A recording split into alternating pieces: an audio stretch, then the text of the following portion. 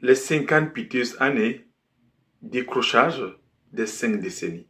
Mon nom est Paulin Blaise Guit, alors j'ai écrit un livre pour vous qui s'appelle Nouveau-Brunswick en état de mort cérébrale. Un commun arrive très bientôt que vous pouvez trouver, n'est-ce pas, sur Amazon.ca, auprès des librairies Chapters, Les Grandes Ours et Le Passage pour 32 $ seulement. J'ai toujours eu le plaisir de transmettre.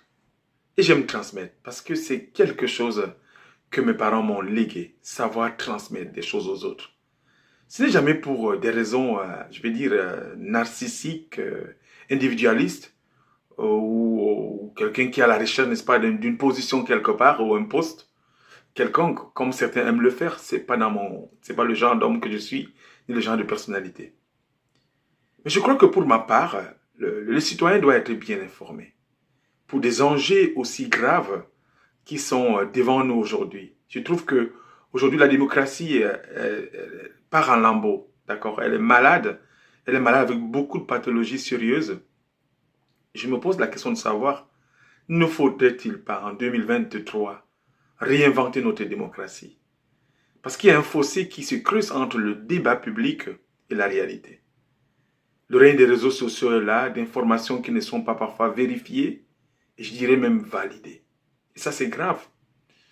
Un débat politique, n'est-ce pas, qui s'emballe plus vite, on le voit aujourd'hui dans les réseaux sociaux, sur des faits qui ne peuvent pas exister et qui ne sont pas, n'est-ce pas, vérifiés. Et à l'inverse, on ne peut ne pas traiter les faits qui existent et qui ne sont pas importants. Et c'est le fossé. La démocratie ne peut pas vivre, n'est-ce pas, sans un rapport à la vérité. Pas du tout. Il faut un rapport à la vérité.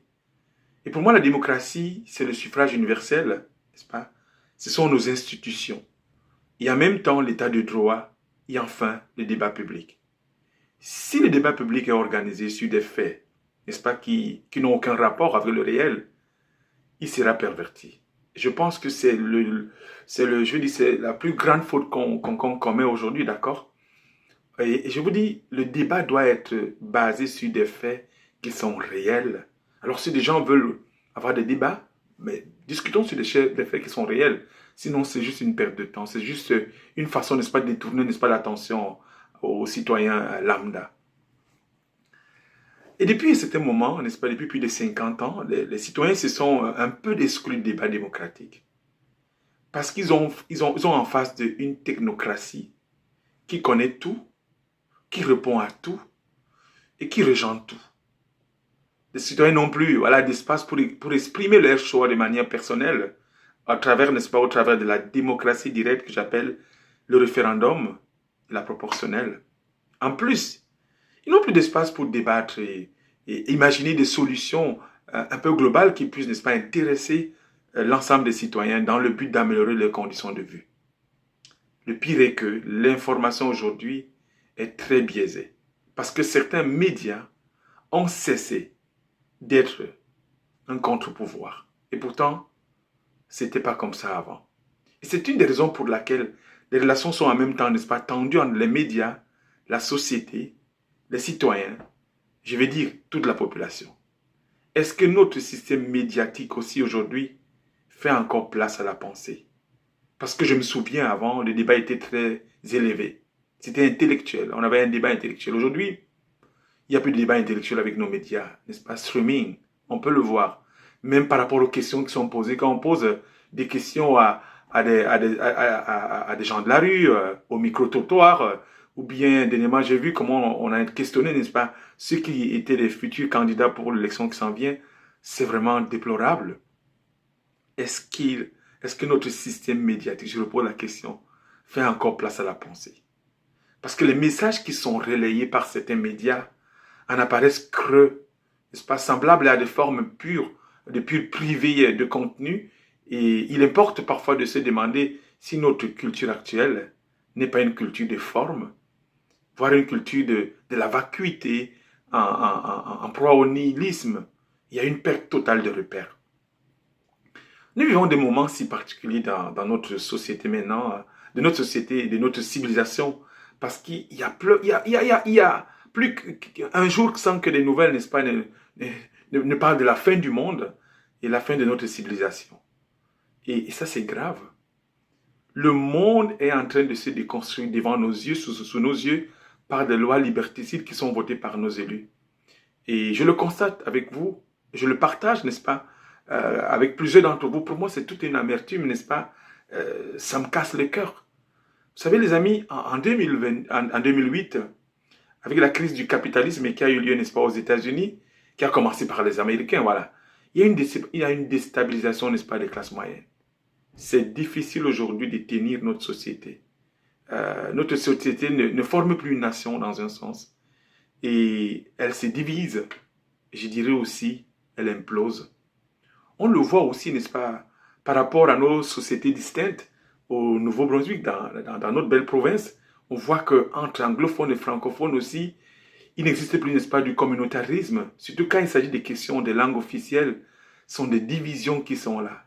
Et ça s'ajoute aussi la peur de la mondialisation, du déclassement social, et la peur aussi de la Chine qui a envahi tout le monde entier, n'est-ce pas? Et qui domine, qui est en train de contrôler le monde maintenant. Tout ça, c'est du nouveau. Et surtout, la peur de l'immigration. On peut voir dans notre province, on a beaucoup d'immigrants maintenant qui arrivent. Ça fait peur. Et si le gouvernement continue à être dans le déni, c'est qu'il n'a rien compris. Il va dans le mur. C'est quoi l'avenir aujourd'hui, n'est-ce pas, de la condition humaine? Les amis, je vais faire une confidence. Battez-vous. Battez-vous contre l'ordre établi. Et nous avons besoin d'une révolution, qu'elle soit intellectuelle et culturelle. Surtout une révolution tranquille. Parce que les résistants ne restent pas taiseux face à un monde qui va au désastre, qui va très mal. Un monde où l'humain ne compte plus. Les résistants ne restent pas taiseux face aux choses qu'une certaine élite politique nous impose depuis plus de 50 ans. C'est comme si nous, on ne connaît absolument rien et que c'est eux qui connaissent, c'est eux qui sont à la manette. Le peuple souffre de ne pas être suffisamment associé aux grandes décisions qui sont les nôtres, comme par exemple la gestion du Covid, le prix du carburant qui monte, l'inflation que je nomme un monstre, parce que l'inflation génère l'inflation. Le panier d'épicerie, le prix est énorme. Tout ça pourquoi? Parce que tout ce qui nous arrive aujourd'hui, depuis plus de 50 ans, ce sont leurs actions. Alors, allez sur Internet et cherchez une association des communautés qui veulent le changement. Inscrivez-vous et soyez ce changement, s'il vous plaît. Apportez votre pierre angulaire comme un pionnier du changement parce que tout ce qui nous arrive depuis plus de 50 ans, ce sont leurs actions. Nous avons besoin d'un vrai parti, d'un vrai mouvement politique. Le leadership, le pouvoir et l'inspiration peuvent venir n'importe où.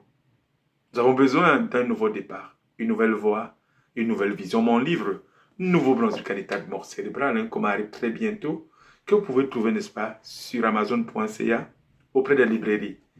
Chapters, Le Passage et Les Grandes Ours pour une somme de 32$.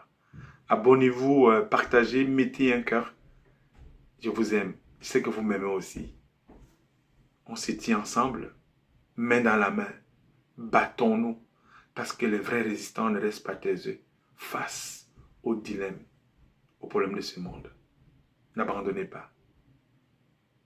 Le meilleur est à venir. Et je compte sur vous. Alors je vous quitte en vous disant à la semaine prochaine. Je ne manquerai pas de vous souhaiter, n'est-ce pas, un excellent week-end et surtout une belle journée. Et à plus tard. Allez, ciao.